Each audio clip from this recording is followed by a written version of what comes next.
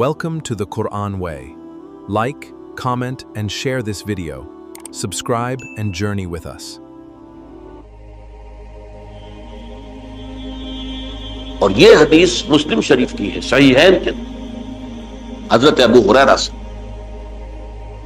حضور فرماتے ہیں والذی نفسی بیدہ، قسم ہے اس ذات کی جس کے ہاتھ میں میری جان ہے، لو لم تذنبوا، اگر تم لوگ گناہ نہ کرتے، لذهب اللہ بکم، تو اللہ تعالیٰ تمہیں لے جاتا کہیں اور، ولجاء بقوم یذنبون، اور پھر کسی ایسی مخلوق کو پیدا کرتا ہے جو گناہ کرتے، فیستغفروا اللہ، اور پھر وہ اللہ سے استغفار کرتے اور توبہ کرتے، فیغفر لہم، اور اللہ تعالیٰ انہیں معاف کرتے۔ تو میں نے عرض کیا کہ یہ بعض چیزیں ہوتی ہیں کہ جن کا واقع سے کوئی تعلق نہیں ہوتا، لیکن ایک زور بیان کے لیے، ایک بات کو ایمفیسائز کرنے کے لیے، جیسے قرآن مجید میں آتا ہے، اے نبی کہہ دو ان کان للرحمن ولد فانا اول العابدین، اگر اللہ کا کوئی بیٹا ہو تو میں سب سے پہلے میں اس کو پوجوں گا، جب میں اللہ کو پوجتا ہوں تو اللہ کا اگر کوئی بیٹا ہوتا تو کیا میں اسے نہ پوچھتا؟ لیکن نہیں ہے۔ اب یہ نہیں ہے، نفی کے لیے زور دیا کہ اگر اللہ کا کوئی بیٹا ہوتا، لو کان للرحمن ولد فانا اول العابدین۔ اسی طرح یہ ہے کہ اگر انسان گناہ نہ کرتے اور گناہ کے بعد توبہ کر کے اللہ تعالیٰ کی شان غفاری کا ظہور نہ ہوتا، یہ بھی ایک عجیب فلسفے کی بات ہے، اللہ نے یہ کائنات کیوں پیدا کی؟ قرآن مجید میں اس کو براہ راست ایڈریس نہیں کیا گیا اس مسئلے، میرے علم کی حد تک، ہو سکتا ہے کہیں بہت خفی انداز میں ہو اور ابھی تک میری نگاہ سے بھی جو ہے وہ چھپا رہ گیا، ہو سکتا قرآن مجید کے غامض نکات ایسے ہو سکتے۔ کوئی شخص، میں تو کہتا ہوں کہ اگر کوئی شخص کہتا ہے، میرے بارے میں ایک عالم دین نے کہہ دیا تھا کہ اسے قرآن پر بڑا عبور حاصل ہے، تو میں نے انہیں پیغام پہنچایا، جن صاحب نے مجھے ان کا یہ جملہ سنایا تھا کہ آپ نے قرآن کی توہین کی ہے، قرآن پر عبور کسی انسان کو نہیں۔ عبور کا مفہوم کیا ہے؟ دریا کے دو کنارے ہیں، آپ اس کنارے سے اس کنارے چلے گئے تو آپ نے عبور کیا دریا۔ قرآن کے کنارے ہے ہی نہیں، لا پیدا کنار۔ لہذا یہ کہہ دینا کسی کے بارے میں کہ قرآن مجید، اب انہوں نے تو ایک طرح سے میری تعریف کی تھی، میرے ایک ساتھی سے جملہ کہا تھا، ان کے وہ عزیز تھے، تو گویا کہ وہ جو میری تنظیم میں تھے ان کو خوش کرنے کے لیے کہہ دیا ہو، یا جو بھی ہو، ان کے دلی جذبات ہو سکتا ہے کہ میں نے کہا انہیں یہ پیغام پہنچا دیجئے، آپ نے قرآن کی توہین کی۔ قرآن پر عبور کسے ہو سکتا؟ نہ معلوم کتنے مقامات ہیں جہاں امام راضی بھی کھڑے ہوئے ایسے نظر آتے ہیں، دہشت زدہ، اعلم من ھذا المقام مقام غامض مہیب عمیق، ہوشیار کے رہ بردم تیغست قدم رہا، ہوشیار ہو جاؤ، یہ بڑا خطرناک مقام ہے، بہت مشکل مقام ہے، اس کے تہ تک پہنچنا کسی کے لیے ممکن نہیں ہے۔ سورہ حدید کی آیت هو الاول والآخر والظاہر والباطن پر یہ الفاظ ہیں جو امام راضی نے لکھے۔ تو اس لیے میں آپ سے عرض کر رہا ہوں کہ یہ کہنے کا انداز ہے، والذی نفسی بیدہ لو لم تذنبوا، اس ہستی کی قسم جس کے ہاتھ میں میری جان ہے، اگر تم گناہ نہ کرتے، تو میں عرض کر رہا تھا تو اللہ کی شان غفاری کیسے ظاہر ہوتی؟ اللہ نے کائنات کیوں پیدا کی؟ کنت کنزا مخفیا فاحببت ان اعرف فخلقت الخلق۔ محدثین کرام اگرچہ اس حدیث کی سند کو پختہ نہیں مانتے، لیکن اکثر مفسرین نے اس کو تسلیم کیا ہے۔ علامہ آلوسی نے تسلیم کیا کہ میں ایک چھپے ہوئے خزانے کے مانند تھا، اب خزانہ کہیں پڑا ہے، اس کا کیا حاصل کیا ہے؟ وہ تو کہیں کھلے، کسی کے پاس جائے، کوئی اسے فائدہ اٹھائے تب تو فائدہ ہوا نا۔ تو کنت کنزا مخفیا، میرے اندر طاقت تھی، قوت تھی، خلاقی تھی، میری شان ساری میرے اندر ہی اندر تھی نا۔ کنت کنزا مخفیا فاحببت ان اعرف، تو میں نے یہ چاہا کہ مجھے پہچانا جائے، فخلقت الخلق، تو میں نے خلق کی تخلیق کی، اب مجھے پہچانو اس کائنات کے ذریعے سے، یہ میری تخلیق ہے، آؤ دیکھو۔ ایک مصور اپنی تصویروں کی نمائش لگا، دیکھو میرے میرے شاہکار آؤ دیکھو، یہ میرے فن کے کمال کے نمونے آؤ دیکھو. تو یہ ہے سب. دیکھو زمین آسمان، ان فی خلق السماوات والارض واختلاف اللیل والنہار والفلک التی تجری فی البحر بما ینفع الناس وما انزل اللہ من السماء من ماء فاحیا به الارض من بعد موتها. یہ ساری آیات ہیں محترم. اور اسی لیے انسان کو پیدا کیا جس میں یہ فیکلٹی آف اپریسیشن، اللہ کے حسن و جمال و کمال کو پہچاننے کی صلاحیت. ورنہ ظاہر بات ہے کہ یہ جمادات کیا پہچانیں گے اللہ، پہاڑ کیا پہچانے گا اللہ؟ اللہ کو پہچاننے کی صلاحیت انسان. تو یہ چونکہ ایک فلسفہ ہے باقاعدہ کہ اللہ نے تعالیٰ، اسی سے میں کہہ رہا ہوں اگر گناہ نہ ہوتا اور پھر توبہ نہ ہوتی اور میں اس کو معاف نہ کرتا تو میری شان غفاری کا ظہور کیسے ہوتا؟ میری شان ہے نا، غفار بھی ہوں، ستار بھی ہوں، اس کا ظہور کیسے؟ تو والذی نفسی بیدہ لو لم تذنبوا لذهب اللہ بکم ولجاء بقوم یذنبون فیستغفر اللہ فیغفر لهم.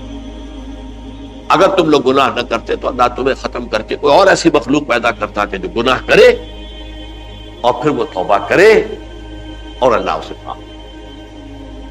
اسی سے ملتی جلتی ایک حدیث ہے، یہ امام احمد اور امام بہقی لائے ہیں اور اس کے راوی حضرت علی ہے رضی اللہ تعالی عنہ.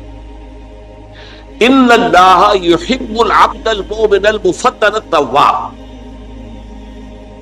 اللہ تعالیٰ کو بہت محبت ہے، یحب.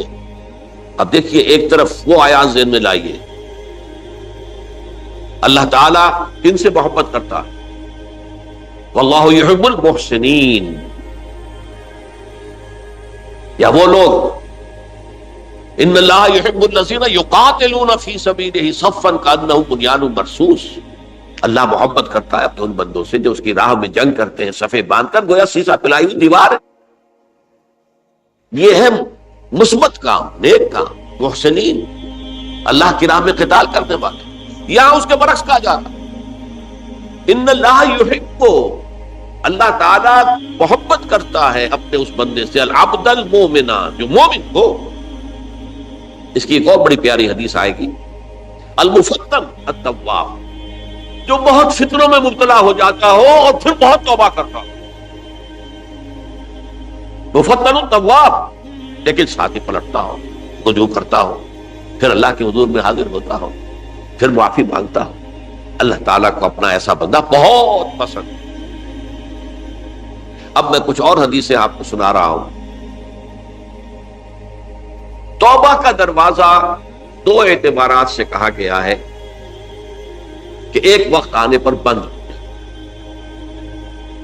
ایک حدیث کے تو الفاظ میں نوٹ کر کے نہیں لایا ہوں کہ اللہ تعالیٰ نے توبہ کا ایک دروازہ اتنا چوڑا کھلا رکھا ہوا ہے کہ جس کو عبور کرنا جو ہے وہ سال ہا سال میں ممکن ہو، اور یہ بند نہیں ہوتا جب تک کہ سورج مغرب سے طلوع نہ ہو.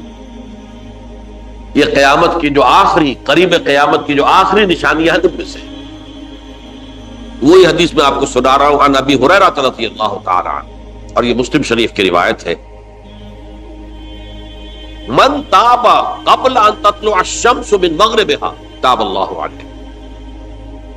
سورج کے مغرب سے طلوع ہونے سے قبل تک جو لوگ توبہ کریں گے اللہ تعالیٰ ان کی توبہ قبول کر لے. البتہ جب وہ قیامت کی وہ نشانی ظاہر ہو جائے کہ سورج مغرب سے طلوع ہو رہا ہے، اب دروازہ توبہ کا بند ہے. اب اس کے بعد اگر توبہ کوئی کرتا ہے تو اللہ تعالیٰ اس کی توبہ کو قبول نہیں کرے. یہ تو اجتماعی سطح پر ہوئی، انفرادی سطح پر. عن عبداللہ ابن عمر رضی اللہ تعالی عنہما عن النبی صلی اللہ علیہ وسلم قال ان اللہ عز وجل یقبل توبۃ العبد ما لم یغرغر. یہ ترمذی میں ہے حضرت عبداللہ ابن عمر رضی اللہ تعالی عنہما سے کہ اللہ تعالیٰ اپنے بندے کی توبہ قبول کرتا ہے جب تک کہ وہ جسے ہم کہتے ہیں گھنگرو نہ بولنے لگے حلق کے اندر، جبکہ نزع، عالم نزع ہو اور جان جو ہے وہ آ کر پھر یہاں اٹکتی ہے، تو اس وقت تک دروازہ کھلا ہے توبہ. لیکن جب یہ شکل ہو گئی تو دروازہ بند۔ یہ انفرادی سطح پر ہو گیا، جب آپ کے موت کے آثار اتنے واضح ہو گئے کہ اب جا رہے ہیں، اب توبہ کریں گے تو اب توبہ قبول نہیں۔ اجتماعی سطح پر جب قیامت جو ہے اس کی وہ گھڑی آ گئی کہ سورج مغرب سے طلوع ہو گیا، اب توبہ کا دروازہ بند۔ ایک اور حدیث ہے جو میں نے بہت مرتبہ اس کا ترجمہ تو آپ کو بہت دفعہ سنایا ہے، آج میں چاہتا ہوں اس کو پورے متن کے ساتھ آپ کے سامنے۔ یہ حضرت انس بن مالک رضی اللہ تعالیٰ عنہ سے مروی روایت ہے، جو حضور کے خادم خاص تھے، اور یہ متفق علیہ بھی ہے، یعنی بخاری میں بھی ہے، مسلم میں بھی ہے، لیکن تھوڑا سا فرق ہے الفاظ کا۔ تو جو مسلم شریف کی روایت ہے اس کے الفاظ کیا ہے؟ لَلَّهُ أَشَدُّ فَرَحًا بِتَوْبَةِ عَبْدِهِ حِينَ يَتُوبُ إِلَيْهِ، جان لو اللہ تعالیٰ کو زیادہ خوشی ہوتی ہے اپنے کسی گناہ گار بندے کی توبہ سے جبکہ وہ توبہ کرتا ہے۔ کس سے زیادہ ہوتی ہے؟ اس کی ایک تمثیل کی، من احدکم، ایک ایسے شخص سے بھی زیادہ بڑھ کر خوشی ہوتی ہے، کان علی راحلتہ بارض الفلات، کہ جو بہت ہی دور دراز کے اور سنسان علاقے میں سفر کر رہا تھا، فانتحرفت منہ، اس کی سواری جو ہے گم ہو گئی، وعلیہا طعامہ وشرابہ، اسی پر اس کا کھانا بھی تھا اور پانی بھی تھا، اونٹنی پر سفر کر رہا تھا، اسی پر ہوتا ہے راحلہ جو ہے راستے کا سامان، اچانک کہیں بیٹھا ہے تھوڑی دیر کے لیے سستانے کے لیے، کہیں اونگ آ گئی اور اونٹنی صاحب غائب۔ اب آنکھ کھلی اور اس نے دیکھا، فَأَيَّسَ مِنْهَا، تلاش کر کر کے مایوس ہو گیا، کہیں اونٹنی کا سراغ۔ اب ظاہر بات ہے کسی صحرا میں یہ کیفیت، اس کا مطلب کیا ہے؟ یقینی موت۔ فَأَتَى شَجَرَةً فَاسْتَجَعَ فِي ظِلِّهَا وَقَدْ أَيَسَ مِنْ رَاحِلَتِهِ، تو وہ ایک درخت کے نیچے اس کے سائے میں آ کے لیٹ گیا، گویا کہ موت کی امید۔ فَبَيْنَهُمَا وَهُوَ كَذَلِكَ إِذْ هُوَ بِهَا قَائِمَةٌ عِندَهُ، اس کی کہیں دوبارہ آنکھ لگی ہے، جو کھولا تو دیکھتا ہے اونٹنی تو موجود ہے، کھڑی ہے، تو وہ فوراً اس کی وہ جو رسی ہے وہ پکڑتا ہے، فَأَخَذَ بِخِتَامِهَا ثُمَّ قَالَ مِن شِدَّةِ الْفَرْحِ، اب جو اسے مسرت ہوئی اس کا آپ اندازہ کر سکتے ہیں، ایک یقینی موت کا معاملہ آ چکا تھا، اور اچانک اللہ تعالیٰ نے وہ کوئی ہوئی اونٹنی جو ہے وہ واپس دلا دی۔ تو وہ کہنا تو یہ چاہتا تھا، اللہ تو میرا رب ہے، میں تیرا بندہ ہوں، لیکن جسے ہم کہتے ہیں کہ خوشی کی انتہا فرط مسرت میں ایسی زبان لڑکھڑائی، اس نے کہا اللہم انت عبدی وانا ربک، اے اللہ تو میرا بندہ ہے، میں تیرا رب، یہ کہنا ہے۔ تو یہ کیا ہے؟ فرط مسرت، جسے آپ خوشی کی انتہا، کہ جس میں انسان جو ہے اتنی بڑی خطا کر بیٹھتا ہے۔ اللہ کو اپنے کسی گناہ گار بندے کی توبہ سے اس سے بھی زیادہ۔ اب ظاہر بات ہے کہ تماثیل کس لیے ہے؟ بعض لطائف، بعض حقائق اتنے لطیف ہوتے ہیں کہ ان کو بیان نہیں کیا جا سکتا بتمام کمال، تو مثالوں کا سہارا لیں۔ اللہ کو کتنی خوشی ہوتی کیا سمجھے گے؟ لہذا یہ مثال تو سمجھ میں آ گئی نا، کہ ایک لقودق صحرا میں انسان سفر کر رہا تھا، ایک ہی اونٹنی ہے، اسی پر اس کا پانی ہے، اسی پر اس کا کھانا ہے، کہیں ٹھہرا ہے تھوڑی دیر کے لیے اور اونٹنی غائب، اور اس کے بعد تلاش کر کے شمال مغرب جنوب ہر طرح دیکھ لیا، اب تک کہیں اونٹنی کا سراغ نہیں، اب موت کے انتظار میں لیٹ گئے کہ اچانک دیکھتا ہے کہ اونٹنی موجود ہے، تو وہ شدت فرح میں یہ کہہ بیٹھتا ہے اللہم انت رب انت عبدی وانا ربک انا للہ و انا الیہ راجعون۔ اب دیکھیے ایک حدیث وہ آ رہی ہے، اور اس کو یوں سمجھیے، اللہ تعالیٰ نے جو انسان پیدا کیے ہیں ان کے مزاج مختلف، ان میں کچھ لوگ ہوتے ہیں جو قوی ہوتے ہیں ارادے کے، جو فیصلہ کر لیا ڈٹ گئے، کچھ لوگوں میں وہ قوت ارادی اتنی مضبوط نہیں ہوتی، وہ ادھر ادھر سوچتے رہتے ہیں، کچھ لوگ جسمانی طور پر بہت توانا ہوتے ہیں، کچھ لوگ جسمانی طور پر پیدائشی طور پر کمزور ہوتے ہیں۔ تو تو اگر کوئی قوت ارادی کمزور رکھنے والا شخص ہے، وہ بھی تو اللہ کی تخلیق ہے، اللہ کا بندہ ہے، خطاؤں کا ظہور ہو جاتا ہے، توبہ کرتا ہے، پھر کچھ عرصے کے بعد پھر خطا کا ظہور ہو جاتا ہے، پھر توبہ کرتا ہے، تو ہم تو یہ سمجھیں گے کہ ایک حد کے بعد پھر اس کی توبہ قبول نہیں ہونی چاہیے۔ لیکن حدیث سنیے، وعن ابی ہریرہ رضی اللہ تعالی عنہ قال قال رسول اللہ صلی اللہ علیہ وسلم ان عبدا اذنب ذنبا، یقیناً ایک بندہ جو ہے وہ ایک گناہ کرتا ہے، فقال، پھر وہ کہتا ہے رب، اے میرے پروردگار، اذنبت فاغفر لی، مجھ سے گناہ ہو گیا ہے، مجھے معاف۔ فقال ربہ، تو پروردگار یہ کہتا ہے اعلم عبدی ان لہ ربا یغفر الذنب ویأخذ بہ، میرا یہ بندہ یہ جانتا ہے کہ اس کا ایک رب ہے جو گناہ معاف بھی کر سکتا ہے اور سزا دے بھی سکتا ہے۔ کیا معنی ہوئے؟ گناہ اس نے کیا ہے لیکن جانتا ہے اللہ کہ وہ معاف بھی فرما سکتا ہے، تبھی تو وہ اللہ سے معافی کی درخواست کرتا ہے۔ اس کے اس جاننے کی بنیاد پر، اس کے اس علم کی بنیاد پر، اس کے اس ایمان کی بنیاد پر فرمایا غفرت لعبدی، میں نے اپنے بندے کو معاف کر دیا۔ ثم مکث ما شاء اللہ، پھر وقت گزرا جتنا کہ اللہ نے چاہا، ثم اذنب ذنبا، پھر اس سے گناہ ہو گیا، فقال رب اذنبت ذنبا فاغفر، پھر کہتا ہے پروردگار مجھ سے گناہ ہو گیا، پھر مجھے معاف فرما دے۔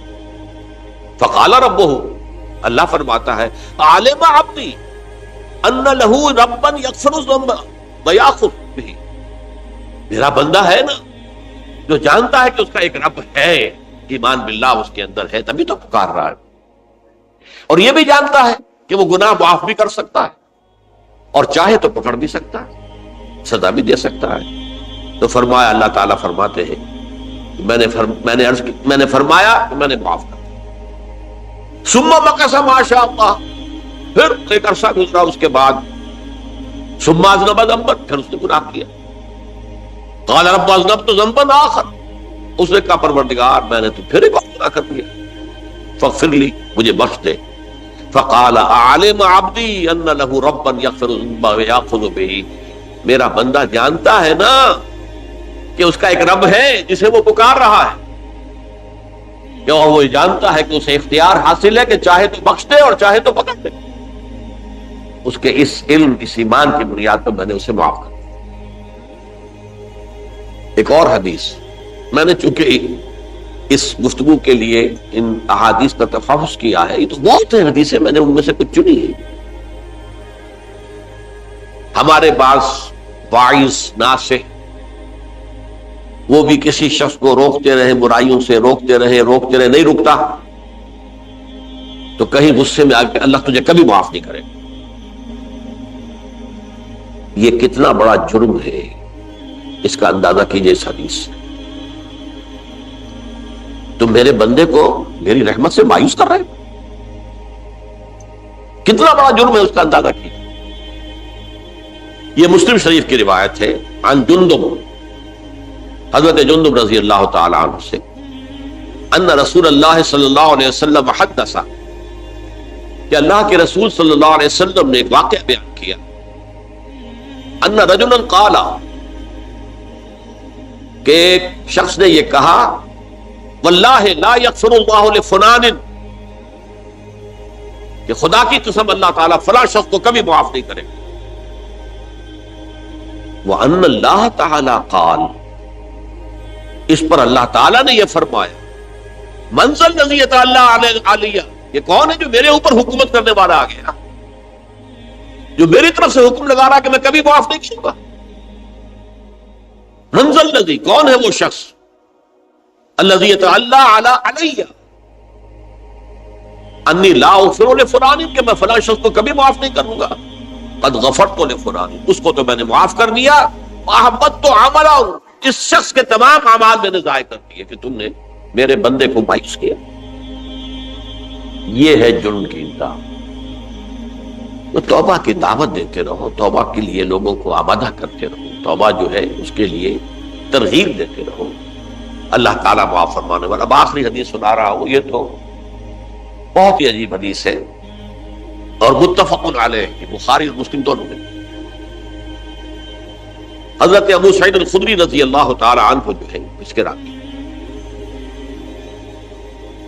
حضور نے فرمایا کانا فی من کانا قبلکم رجل قتل 99 نفسا، تم سے پہلے جو امت تھی بنی اسرائیل ان کا ذکر ہے، اس میں ایک آدمی ایسا تھا جس نے 99 قتل کیے تھے۔ اب آپ اندازہ کیجئے کتنا بڑا گناہ کبیرہ ہے قتل۔ قرآن مجید میں آتا ہے فَكَأَنَّمَا قَتَلَ النَّاسَ جَمِيعًا، اگر ایک انسان کو بھی ناحق قتل کر دیا گیا تو یہ ایسی ہے گویا کہ اس نے پوری نوع انسانی کو قتل کر دیا، اس نے 99 قتل کی۔ فَهَلْ لَهُ مِن تَوْبَةٍ، پھر اس کے بعد یہ ہوا کہ اس کے اندر توبہ کا جذبہ پیدا ہوا۔ فَسَأَلَ عَنْ أَعْلَمِ أَهْلِ الْأَرْضِ، تو اس نے پھر سوال کیا، لوگوں سے پوچھا کہ زمین میں رہنے والوں میں کون سب سے بڑا عالم ہے۔ فَدُلَّ عَلَى رَاهِبٍ، تو اسے بتایا گیا فلاں راہب فلاں جگہ پر ہے، وہ بہت نیک ہے، بڑا عالم ہے۔ فَأَتَاهُ، وہ اس کے پاس آیا، فَقَالَ أَنَّهُ قَتَلَ 99 نَفْسًا فَهَلْ لَهُ مِن تَوْبَةٍ، انہوں نے کہا دیکھیے راہب صاحب میں نے 99 انسان قتل کیے، اب مجھے یہ بتائیے کہ میرے لیے توبہ کا کوئی امکان ہے؟ فَقَالَ لَا، اس نے کہا نہیں۔ فَقَتَلَهُ، اس نے اس کو بھی قتل کر دیا۔ فَكَمَّلَ بِهِ 100، اپنی سینچری مکمل کر لی، مطلب 99 کے بعد ایک ہی کسر تھی، اس کو بھی قتل کیا، 100 پورے کر لیے۔ ثُمَّ سَأَلَ عَنْ عَالِمِ أَهْلِ الْأَرْضِ، پھر اس نے پوچھا کوئی اور کوئی بڑے عالم انسان ہو۔ فَدُلَّ عَلَى رَجُلٍ عَالِمٍ، پھر اس کی رہنمائی کی گئی ایک بڑے عالم شخص کی طرف۔ فَقَالَ إِنَّهُ قَتَلَ 100 نَفْسٍ، تو اس نے وہاں جا کر کہا کہ میں 100 انسان ہلاک کر چکا ہوں، قتل کر چکا ہوں۔ فَهَلْ لَهُ مِن تَوْبَةٍ، میرے لیے توبہ کا کوئی امکان ہے؟ فَقَالَ نَعَمْ، کیوں نہیں، 100 قتل کیے تب بھی کیا، توبہ کا راستہ دروازہ کھلا ہو، مَا لَمْ يُغَرْغِرْ، جب تک کہ وہ گھنگرو نہیں بج رہا اس وقت تک تمہارے توبہ کا دروازہ کھلا ہوا ہے۔ فرمایا نعم، وَمَن يَحُولُ بَيْنَهُ وَبَيْنَ التَّوْبَةِ، تمہاری توبہ کے درمیان اور تمہارے درمیان کون حائل ہو سکتا ہے، توبہ کا دروازہ کھلا ہے۔ لیکن ساتھ ہی کہا انطلق الی ارض کذا و کذا، اب تم ایسے کرو جہاں تم رہتے ہو وہاں نہ جاؤ واپس، وہاں کا ماحول اچھا نہیں ہے، معاشرہ اچھا نہیں ہے، ہو سکتا ہے کہ تم توبہ پر قائم نہ رہ سکو، تم فلاں جگہ چلے جاؤ وہاں اچھے لوگ آباد ہیں، ان میں جا کر رہو۔ فإن بها أناسا يعبدون اللہ تعالی، وہاں ایسے لوگ آباد ہیں جو اللہ کی بندگی کرتے ہیں۔ فاعبد اللہ معہم، تو تم ان کے ساتھ مل کر اللہ کی بندگی اور پرستش کرو۔ ولا ترجع الی ارضک، اپنی زمین کی طرف اپنے وطن میں واپس مت جاؤ۔ فإنها ارض سوء، وہ بری جگہ۔ فانطلقا، تو وہ چل پڑا، ہجرت کر رہا ہے، اس جگہ جا رہا ہے جہاں کا راہب نے بتایا تھا۔ حتی اذا نصف الطریق، جب آدھا راستہ اس نے پورا کر لیا، اتاہ الموت، موت آ گئی۔ فاختصمت فیہ ملائکۃ الرحمت و ملائکۃ العذاب، اب وہ جہنم کے فرشتے بھی آ گئے اس کی جان قبض کرنے کو، اور جنت کے بھی آ گئے۔ فقالت ملائکۃ الرحمہ، رحمت والے جو فرشتے ہیں جنت والے، انہوں نے کہا جا تائبا مقبلا بقلبہ اللہ تعالی، یہ شخص توبہ کر کے اللہ تعالیٰ کی طرف ہجرت کر رہا تھا، اس لیے اس کی نیت کی بنیاد پر اب یہ جنتی ہے، لہذا اس کی روح ہم قبض کریں۔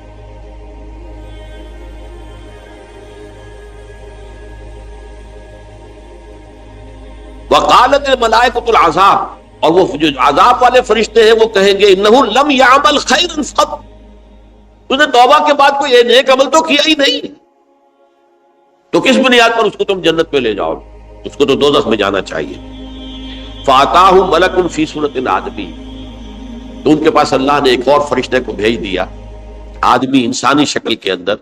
فجعلوا بینہم، تو ان فرشتوں نے کہا بھائی ہمارا فیصلہ کرا دو، اس کی روح ہم لینا چاہتے ہیں یا ہم لینا چاہتے ہیں۔ انہیں حکم بنا دیا. فقال قیسوا ما بین الارضین فإلی ایتہما کان اقرب، کہ تم فاصلہ ناپ لو جہاں سے وہ چلا ہے اور جہاں جا رہا تھا اور یہاں اس کی موت ہو رہی ہے، تو کون سا فاصلہ زیادہ ہے. جب ناپا گیا، بلکہ ایک حدیث میں آتا ہے کہ اس پر اللہ نے زمین کو جو ہے حکم دے دیا، ایک طرف والی زمین تو سکڑ جا، دوسری والی جو ہے تو پھیل جا، تاکہ وہ جو جدھر جو جا رہا تھا وہ زیادہ قریب ہو جائے بنسبت اس کے کہ جہاں سے چلا تھا. تو اس فیصلے پر پھر جو فرشتے تھے، جو کہ رحمت کے فرشتے تھے، وہ اس بندے کو لے گئے جنت. یہ ہے توبہ کی عظمت اور اس کی تاثیر.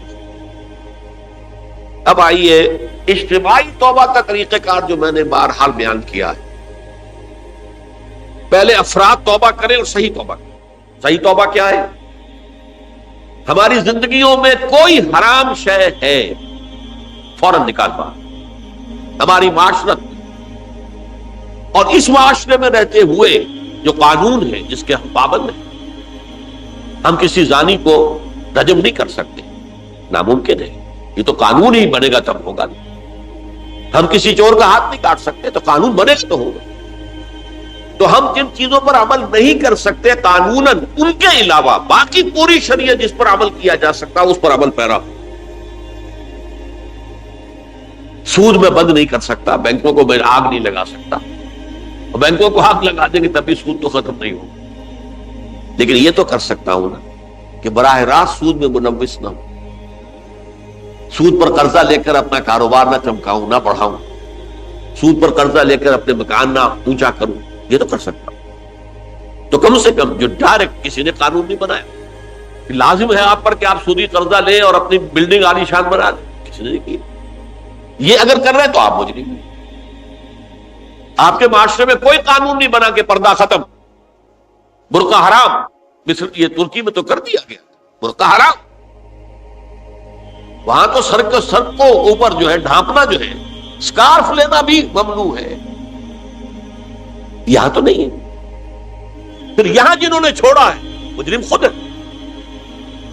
یہاں تو اللہ کا شکر ہے کوئی ایسا مصطفیٰ کمال پیدا آج تک نہیں ہوا ہے کہ جس نے ان چیزوں کا حکم دیا. ہاں ترغیب ہے ذرائع ابلاغ کے ذریعے سے، فحاشی ہے، عریانی ہے، لیکن چوز آپ خود کرتے ہیں، فیصلے کا اختیار آپ کا.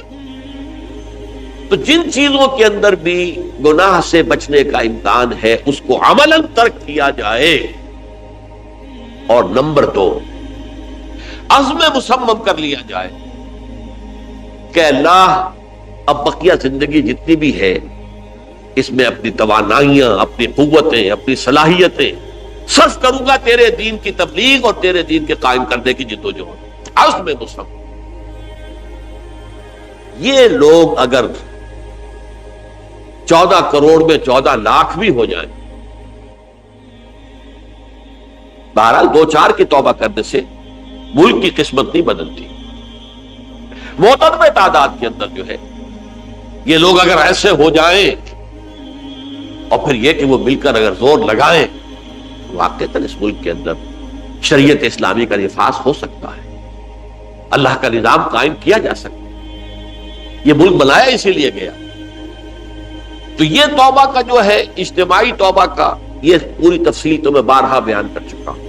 آج جو میں نے کہا تھا کہ ایک بات کی طرف میرا ذہن حالیہ منتقل ہوا ہے، اس سے پہلے نہیں ہوا.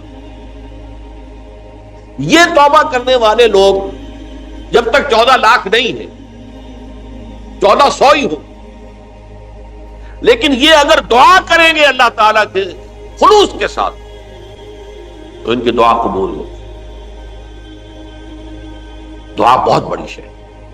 الدعاء مخ العبادہ. ٹھیک ہے، بڑا لمبا راستہ لگتا ہے یہ کہ 14 لاکھ انسان توبہ کرے یا 2 لاکھ یا 3 لاکھ انسان توبہ کرے، صحیح معنی میں توبہ کرے، اور پھر وہ جمع ہو، ایک طاقت بنے، تن من دھن لگانے کے لیے، جانے دینے کے لیے تیار ہو جائے. تو لگتا ہے یہ کہ کافی لمبا ہے کہ دراز و دور دیدم رہو رسم پارسائی. یہ تو بڑا لمبا راستہ ہے. اسی سے لوگ کہتے ہیں کہ پھر کیا حل ہوا؟ تو حل جو ہے تو کوئی عملی حل تو نہیں ہوا. اس میں میرا ذہن منتقل ہوا ہے دعا اجیب دعوت الداعی اذا دعان امن یجیب المضطر اذا دعاہ، بھلا وہ کون ہے جو کسی مضطر کسے کہتے ہیں؟ ایک شخص نہایت پریشان حال ہو گیا، نہایت پریشان حال، اور میں اللہ کو پکارے، پروردگار تو میری دستگیری فرما۔ اللہ کسی اور طرف مجھے کوئی توقع نہیں رہی، کوئی نہیں رہا جس سے مجھے کوئی امید۔ یہ مضطر اضطرار کی حالت میں جب بالکل بے چین ہو کر اللہ کو پکارتا ہے تو اللہ اس کی دعا قبول کرتا ہے، اور دعا کی حد یہاں تک بھی آتے ہیں الفاظ کہ لا یرد البلاء قضاء الا بالدعاء۔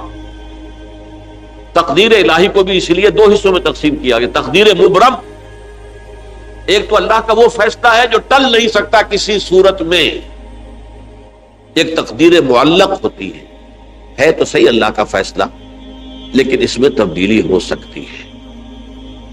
یہ جو تقدیر معلق ہوتی ہے اس میں دعا انتہائی مؤثر شے ہے۔ لا يرد البلاء الا لا يرد القضاء الا بالدعاء، قضا جو ہے وہ نہیں بدل سکتی سوائے دعا۔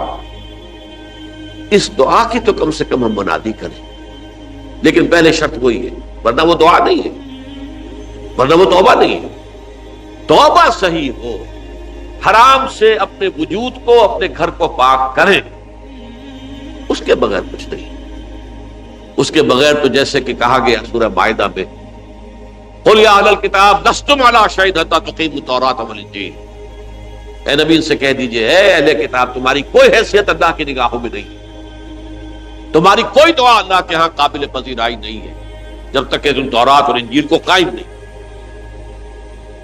لہذا دعائیں تو نہ بنو۔ 30 لاکھ آدمی جو ہے حج کے موقع پر کیسی کیسی دعائیں مانگتے ہیں، کہاں جا رہی ہیں دعائیں، کہاں ہیں ان کی قبولیت کے آثار؟ توبہ صحیح ہو، اور توبہ کے بارے میں آج میں نے امکانی حد تک آپ کے سامنے آج ترغیب و تشویق کا پہلو رکھا ہے۔ مایوسی، اس کو کہا بھی جاتا ہے مایوسی کفر ہے، اور میں نے آپ سے کہا آج لا تقنطوا من رحمت اللہ ان اللہ یغفر الذنوب جميعا، 99 قتل کیے ہوں، 100 قتل کیے ہوں، تب بھی توبہ کرو گے تو اللہ توبہ قبول فرمائے، اور کس شان کے ساتھ قبول فرمائے گا اس حدیث کے اندر آیا، متفق علیہ حدیث صحیح بخاری اور صحیح مسلم کے اندر ہے۔